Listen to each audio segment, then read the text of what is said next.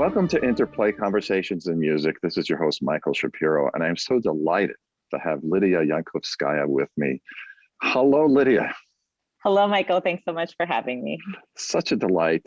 Chicago Opera Theater, Refugee Orchestra project, guesting, God willing, when this all passes with many organizations, conducting some of my favorite music, my God, Seattle, Hawaii, Dallas, all these great places where I have so many friends.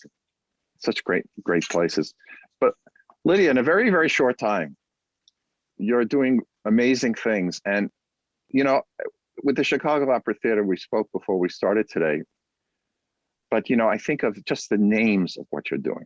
It doesn't say Bohème Carmen, Bohème Carmen, Bohème Carmen. Not that there's a problem with Bohème Carmen, Bohème Carmen, but you've got on the Chicago Opera Theater roster, Voices of Refuge, Transformation of Jane Doe, Vanguard, Micro Jams, Rimsky Rebooted, I love that, by the way. Inner Workings, Taking Up Serpents, the Puppy episode, Il Postino. So I, as a living composer in Chappaqua, New York, to you in Chicago, say brava, brava, brava. Now, talk to us about the future of opera that you are doing right now in the present in Chicago.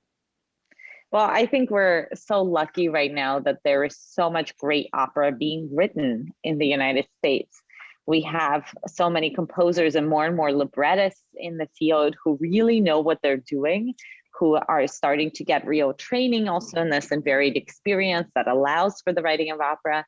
And there's some just phenomenal work. I think right now, to me, the United States is the center for new opera. This is where it's being created. This is where it's more vibrant. We've also reached a time in our history where we're ready to put ourselves into this art form, to make art through opera, art that is relevant, that is about us, that is of today and for today. So we were just speaking about Kamala Shankram's Taking Up Serpents, which I just closed at COT, for instance. It was written by composer Kamala Shankram and librettist Jerry Dye. And the work takes place in Alabama. And the central characters are in a Pentecostal snake handling church. And the opera isn't really about that. It's about the character's journey and spiritual journey. It's about the main character's journey in leaving her faith and then returning to it and returning to her faith and her family. Right. But it takes place in such an American setting that is so specific to our continent, to our culture, to our country. And to me, that is very exciting because this is where we live. And to me, that's how opera survives and thrives into the future, by speaking to us about us. Now, I have a question for you about speaking to us about us. There's a trend right now to, at least an outward trend, to look to composers who've been, or themes that have been underserved. Now, that's wonderful, and the pendulum hopefully can swing to where everyone is considered, as it were, in this volatile world of opera that we live. But I notice in the works you choose and the composers that you work with, there's consistent quality. And that, to me, has always been the overriding force. I was brought up by a mother, a wonderful father, but I was very much brought up by a mother. I didn't have these prejudices that faced a lot of people in the industry for much too long. And I'm old enough to remember those days. But I noticed in what you do, there's an overriding sense of it has to have the guts. It doesn't, you don't care where it comes from. It could come from Mars. Don't you think? Absolutely. Well, I think if there's no quality, then what are we doing here, right? And sometimes I think in any situation, people, for instance, when we speak about equity in art, there are so many amazing creators there of all backgrounds, of all colors, of all creeds. But sometimes it takes more work to find them because they haven't been given the opportunities for one reason or another. I think in general, finding work of quality takes time, it takes effort, it takes sifting through a lot of scores that get sent your way. It takes really digging into them and trying to understand them and speaking to the creators. And I think what you're referring to is that sometimes people just don't take the time to really dig in. And the result is they perpetuate the same inequities, just in a different way. So then maybe they're programming even, let's say, a certain composer of color who is very accomplished, but then it's just that composer being programmed by every single company over and over again, when there's a slew of others who may be equally or even more qualified. It's a cop-out. It really is. And, you know, you're taking the time. Dear Lidiya, from this old man, always take the time. Because then you'll be Koussevitzky. You know? Yeah. The great conductors in my book were the ones that really, really looked at the life of their time and sought them out. Like Klemper with Kurt Weill, you know? Yeah. It's one example. I love that you brought up Koussevitzky in particular, because I spent the early years of my career in Boston and was involved with the Boston Symphony and did some work with them. And just that history of Koussevitzky in the early 20th century, just the number of composers that he brought to the fore. Some were Russian composers whom he knew from Eastern Europe, but others were American composers. He supported composers of different backgrounds, different creeds who were coming up. And I think that's so important. Boulez to me is another person like that. Pierre did, yes. Yeah, Pierre Boulez, who also was a composer himself, but also held up other composers and brought their works to the fore. And I think as conductors, we have the responsibility to do that. And I think in a culture of jet setting and guest conducting from place to place to place, it first of all becomes harder to do that, but also the expectations have changed. And I think so often conductors are not involved in programming as much as they used to, are not necessarily interested in seeking out. It's easy, but it's easy. It's easy. It's easy for them. Yeah. Because they, you know, but I will tell you that when you conduct that Mozart, finally, in Seattle and in Dallas, God willing. I just did the Mozart in Seattle, actually, but that was a whole interesting COVID experience. Okay, I know, but the point of the matter is when you go and conduct any of those great Mozart operas, you're going to be so informed by the work you've done with us living folks. It just makes it so much more vibrant, don't you think? Absolutely, absolutely. I think it goes vice versa. And with the De Ponte operas, which I've done and multiple occasions, it's you start to think about the composer, the process, the librettist in a totally different way, and you start to appreciate them in a much deeper way. Yeah. And you spend a lot of time developing work and thinking very carefully about how each word is shaped, how each word is set, how each dramatic moment is set to create the right dramatic timing. I think then when you approach something like I just did the Don Giovanni in Seattle, and when you're looking at, well, why did Mozart repeat this particular text, and what are those slight differences that totally change the color, the quality, the dramatic meaning of it, and how this meaning sometimes through history has been warped and maybe misinterpreted, and what were they perhaps trying to convey, and how can we understand that? You know, Mozart, Verity, they knew how to move people across the stage. No, but that's very important, which some opera composers have no concept of. Even today, you know, today many. The whole concept of recitative and aria in new music.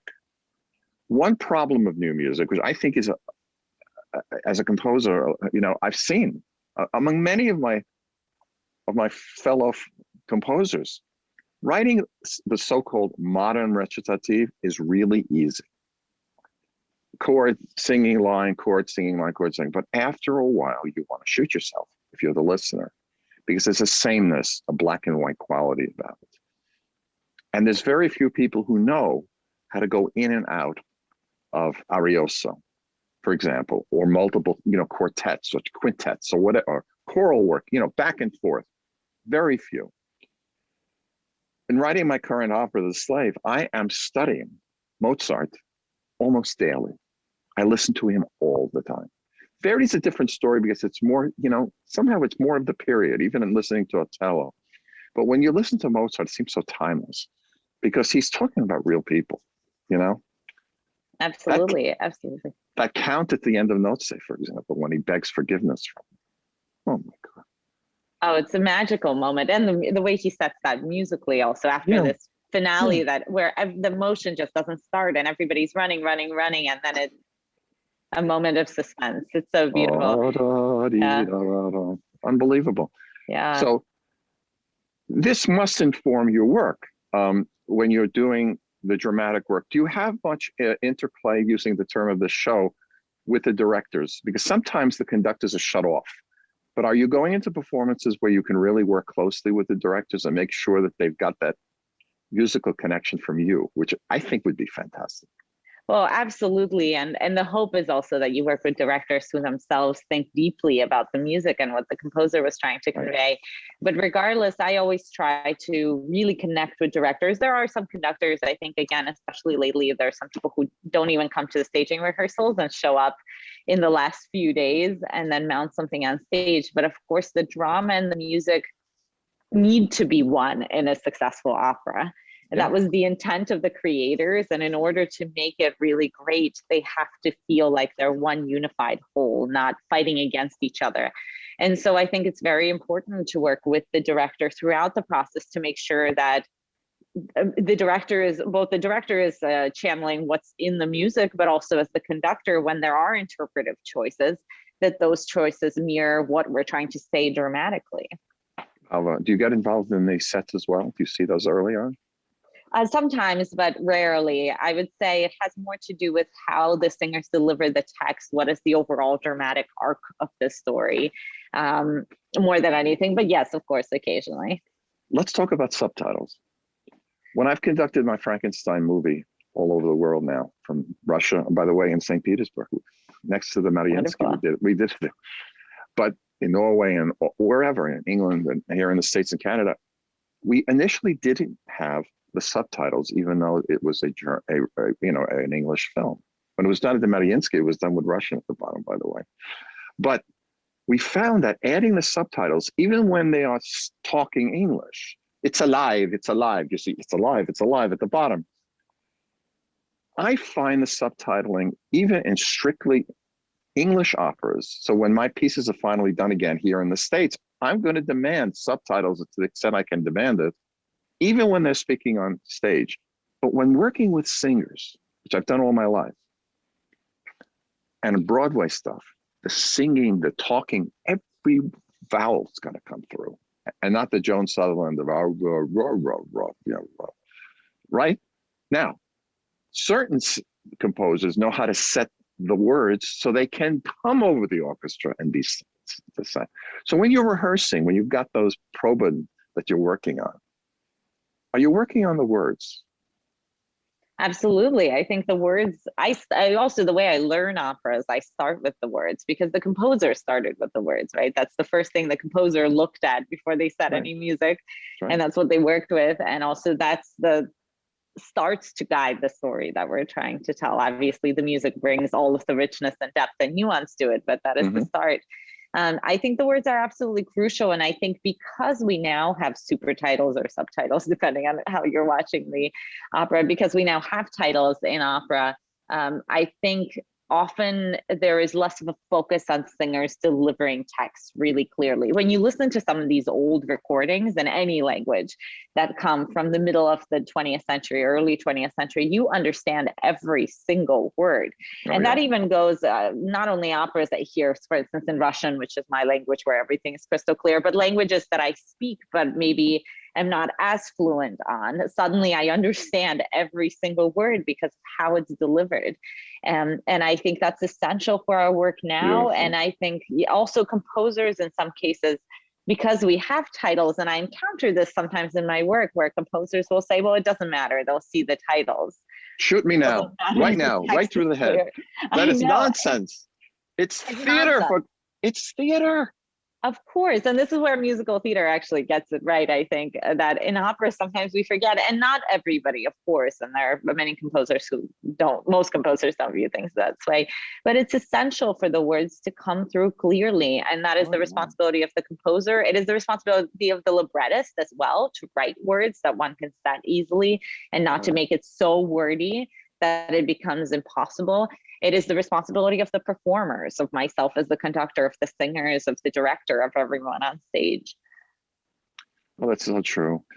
You know, you're making me feel really good. I'm just saying, good. I'm glad. you really are, because this is my life's work, just pushing people to enunciate and tell them that, you know, the bel canto is very important, but we have to have both. We just have to have both. There's no question about it. You are like me, coming from a refugee family in a way, you know, because let's face facts. You got out of Russia when things were turning bad again. And my mom did in 1920, when she came here as a baby on that ship with my grandparents. Zhenya, her name was, which became Jean. So you founded, or have been working with, the Refugee Orchestra Project, which I find a wonderful, wonderful topic. Can you talk about that, please? Yeah. So I think sometimes it's easy to forget that all of us, and especially in the United States, all of us have a refugee background usually, or an immigrant background in one way or another. Even if you're, let's say, Native American, Native Americans were forced across the country from one part to the other, and had to be refugees within this land. And I think it's easy for people to forget just how important refugees and immigrants have been to the cultural development of our country and of the world, frankly. So one of the things we do with Refugee Orchestra Project is just try to showcase how throughout generations, throughout history, throughout the world, giving people refuge has led to the creation of great art and culture. So in some cases we feature living composers, but we also, for instance, have featured work by Chopin, whom everybody sees as a French composer, but of course he was originally Polish, and we forget that. Or Donizetti, who was an Italian composer, but at that point Italy was a set of city-states, and certain city-states he had to flee because of political persecution and censorship of his work. Or Irving Berlin in the United States, who in some ways has created the foundation of much of popular music today.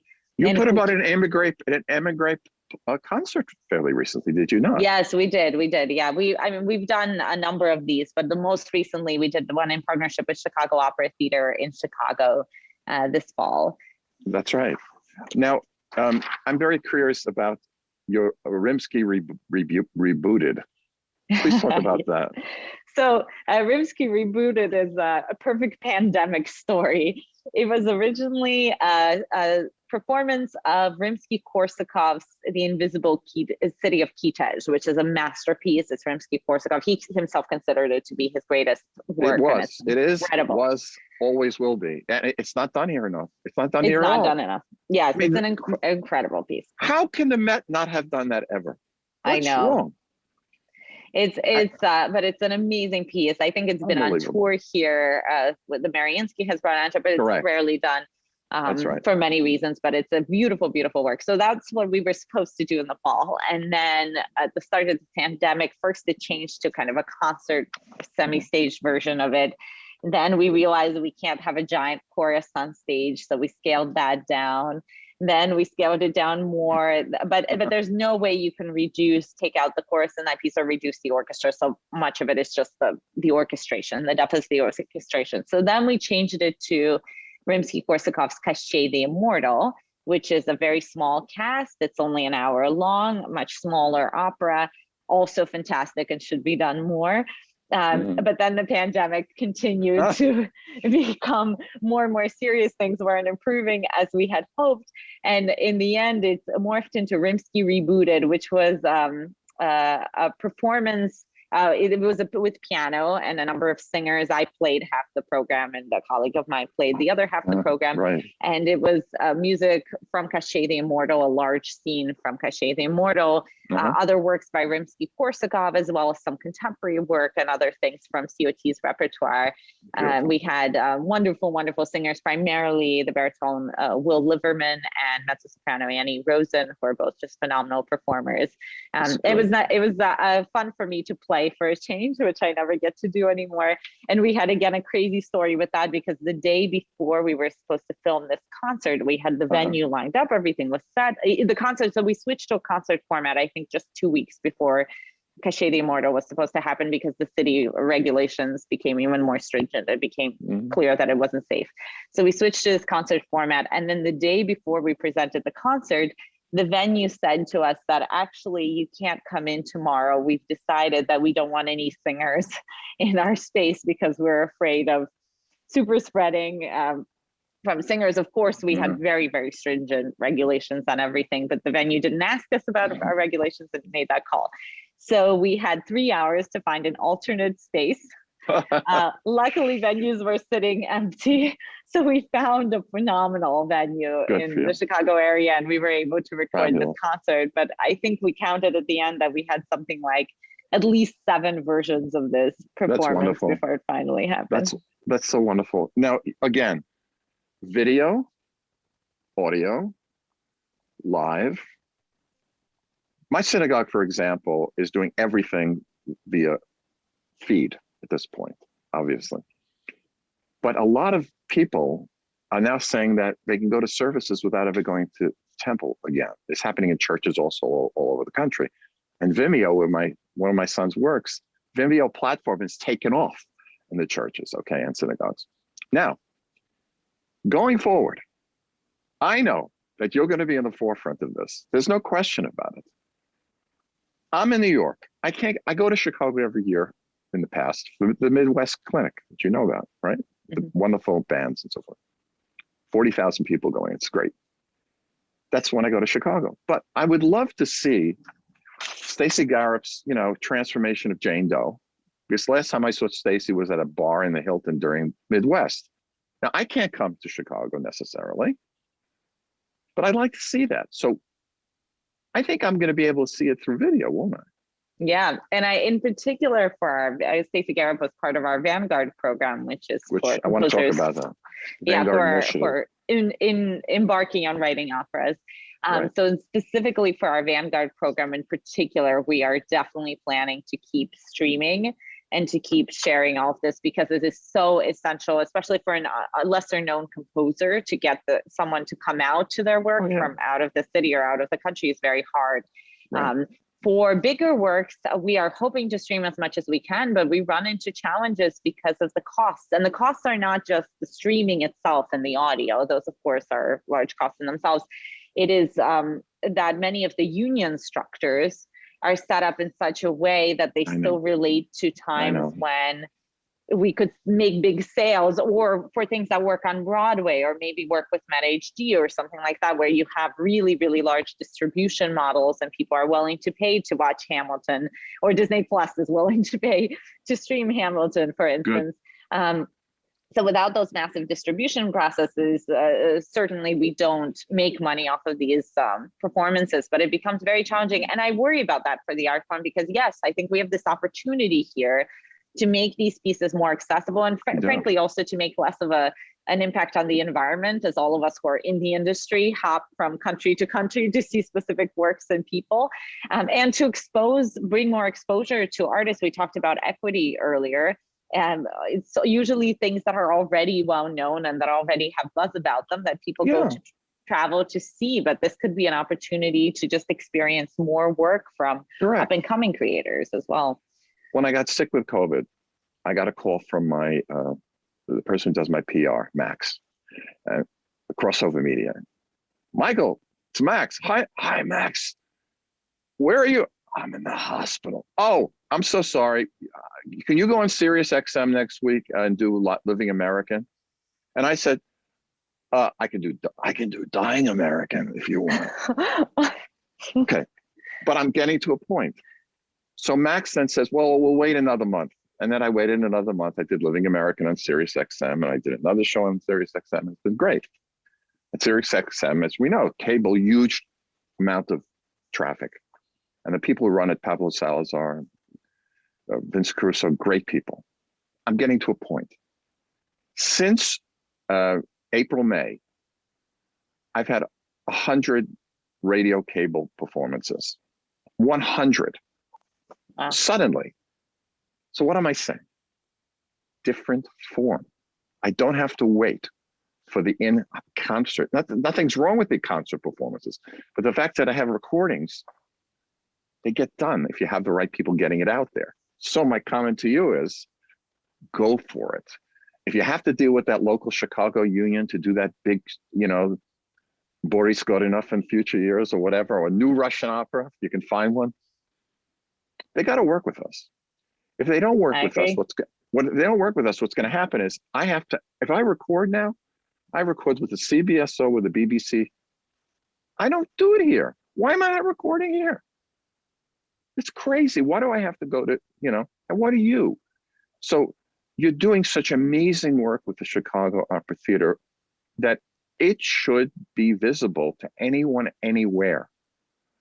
Same thing with my stuff. Good old Max is getting me on, CBC, BBC, and I was in South Africa yesterday. 100-year-old form, radio, cable now. So your internet purposes, let's talk about that.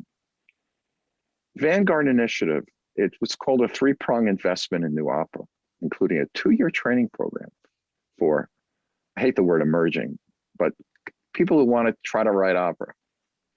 Exactly. Emerging, if you have a better word, let me know. I know everybody uses emerging. By the way, in bios, being, the emerging as a blah, blah, blah, talent in the field of blunk, enough already. But talk about, how do you learn people opera that aren't deeply into it and know the repertoire?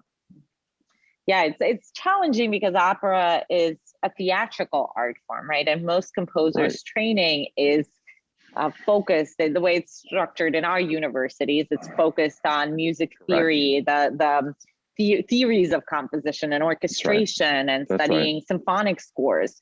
We don't talk about theater, and also there's little training for writing for the voice. So if you're not someone who, for instance, also happens to be a coach or someone who grew up in the theater in some other way, it's difficult to gain those skills.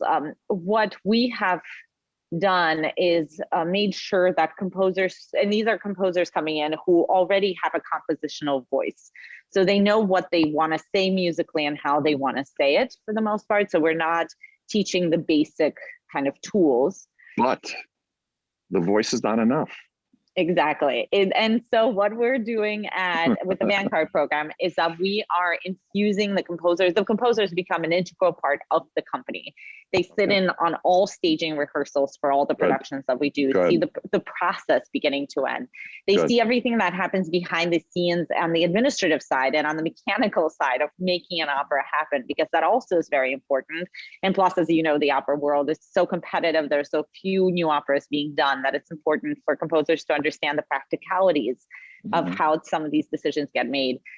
And they work a lot with singers, all kinds of singers. So they work closely with our young artist program, but we also have these Fach sessions where I will bring in many singers of a certain Fach, that's like soprano or mezzo soprano, but let's say soprano, and we will have 5 or 6 different kinds of sopranos with different kinds of voices who do very different kinds of things. Fach, for those who don't know, is range, auf Deutsch.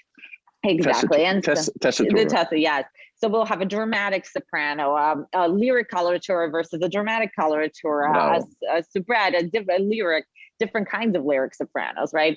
Singing different roles so that the composers start to see the challenges of writing for an individual, for a unique voice, because every voice is unique and is capable of different things. But also some of the similarities across the board.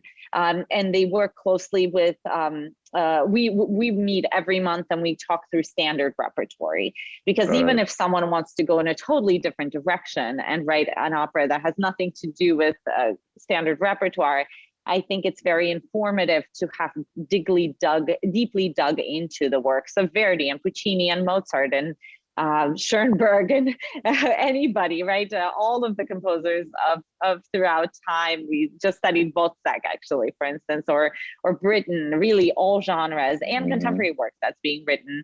We even look at very early work as well to see how different composers. The Monteverdi operas, man. Exactly, Monteverdi as well, to see how different composers have tackled certain problems, what has worked and what hasn't worked, and why the next generation of composers maybe has taken a totally different approach.